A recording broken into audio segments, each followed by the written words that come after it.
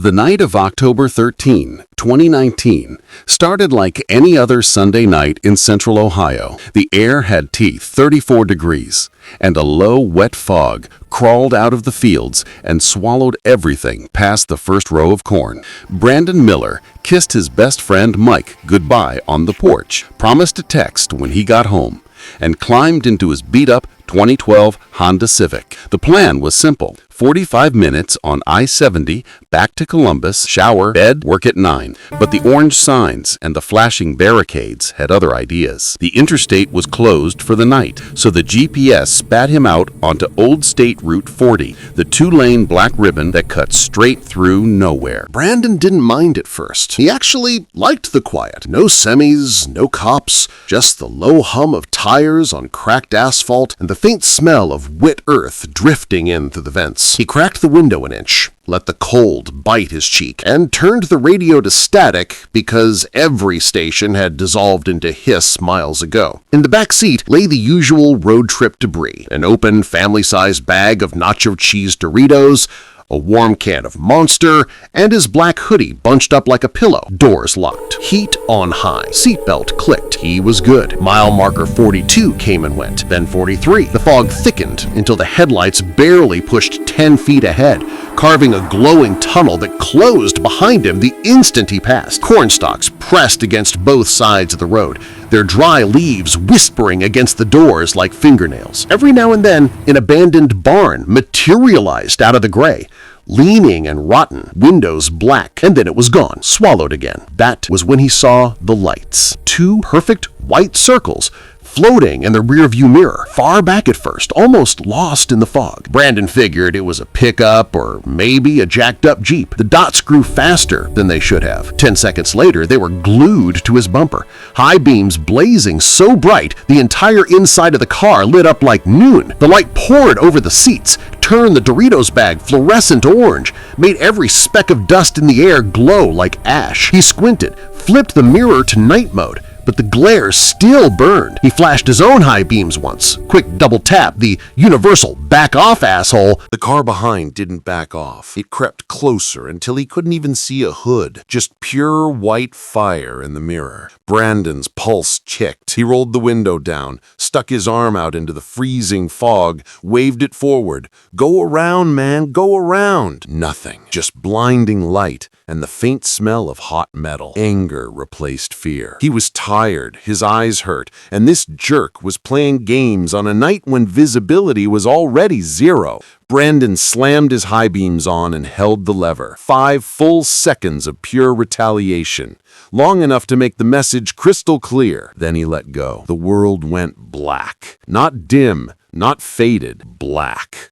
The lights behind him simply ceased to exist. No taillights receding, no engine noise, no nothing. The fog rushed back in and swallowed the road whole. Brandon let out a nervous laugh that came out too loud in the sudden silence. "Good riddance," he muttered, rubbing his eyes with the heel of his hand. He adjusted the mirror to cut the glare from his own dashboard lights and reached for the radio dial again. Still static, he left it there. The quiet felt heavier now, like the fog had weight. 30 seconds. That's all it took. He tilted the mirror a fraction, just to have it, and the back seat wasn't empty anymore. Right behind him, dead center, someone sat perfectly upright, hood up, face lost in shadow, hands folded neatly in their lap like a child waiting for church to start. Motionless, too motionless. Brandon's foot slipped off the accelerator so hard the Civic lurched. The speedometer needle dropped from 75 to 50 in a heartbeat. His chest tightened until breathing hurt. He hadn't stopped once since leaving Mike's house. No gas station, no rest area,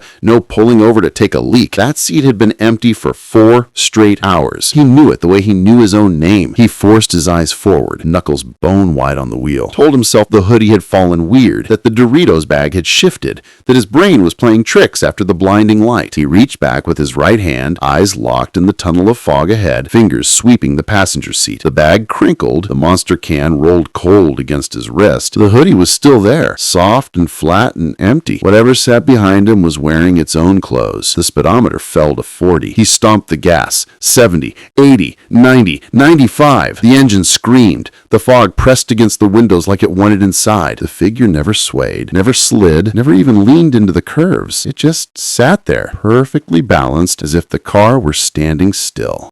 Then it began to raise its head, slow, inch by agonizing inch, like it was enjoying the moment. Brandon's eyes flicked to the mirror and stayed there. He couldn't help it. The hood slid back just far enough to reveal the face. Skin the color of old ash left in rain. Eyes solid black, glossy, depthless, drinking the dashboard light and giving nothing back. And the mouth, the smile stretched too wide. Thin lips peeled back over teeth that looked sharp enough to cut glass. It spoke, voice soft and warm, almost affectionate. You flashed your high beams. The words weren't loud, but they filled the entire car, vibrating in Brandon's bones. He screamed, raw and animal, jerked the wheel left, then right, trying to throw the thing across the seat. It didn't move an inch. The speedometer kissed 100. The corn blurred into green walls. He looked forward just in time to see the same blinding white headlights rushing straight at him from the opposite lane. Same height, same intensity, now coming head on, wrong way, closing fast. No time to brake,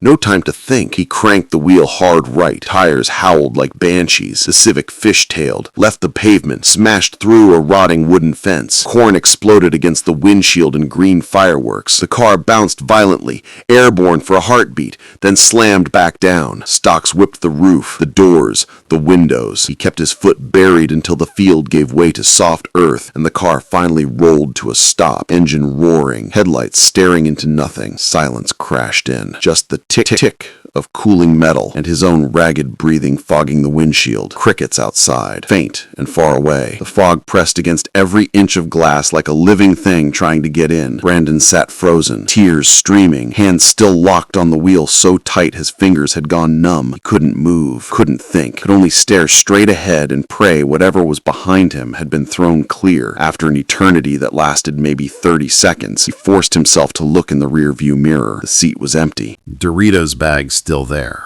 Orange crumbs scattered, Monster can tipped over, sticky green pooling on the upholstery. The black hoodie was now folded with terrifying precision, a perfect square, dead center on the seat, and resting on top like a cherry on poison, a single Polaroid picture, edges still warm. Brandon's hand moved before his brain caught up. He snatched the photo, held it under the dome light. It was him, taken seconds ago. Eyes bulging, mouth stretched in mid-scream, face lit ghost white by dashboard glow. The angle was unmistakable, straight from the back seat, over his right shoulder. Bottom corner timestamp 02:41:13 a.m. Across the white border at the bottom, written in red marker that still glistened wet. Thanks for the light. He dropped the photo like it was on fire, reversed hard, tires spinning in mud, cornstalks snapping under the bumper, found the hole he'd torn in the fence, got back on the road, and drove 90 the rest of the way to the Pilot truck stop at exit 17. Left the engine running,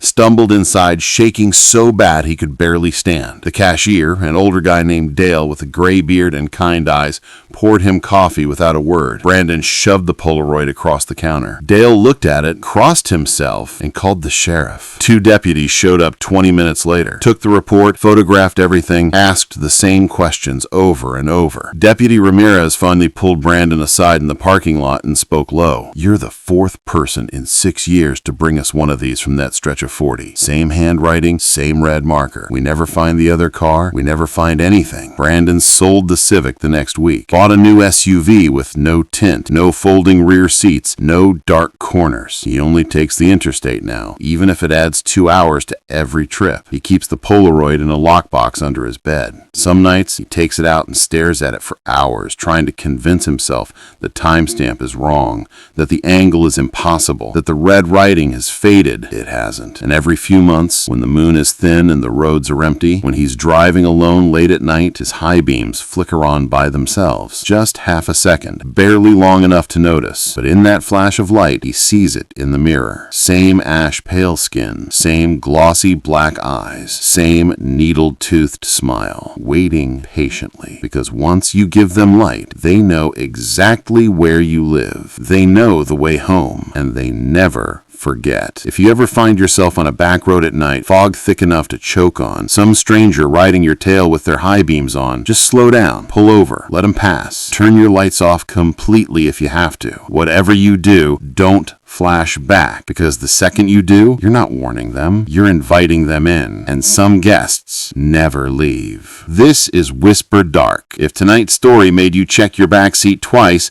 hit that subscribe button and ring the bell. Send your own experiences to the email in the description. I read every single one, and the ones that keep me up go right here. Drive safe out there tonight, keep your low beams on, and whatever you do, don't give them the light. I'll see you in the dark.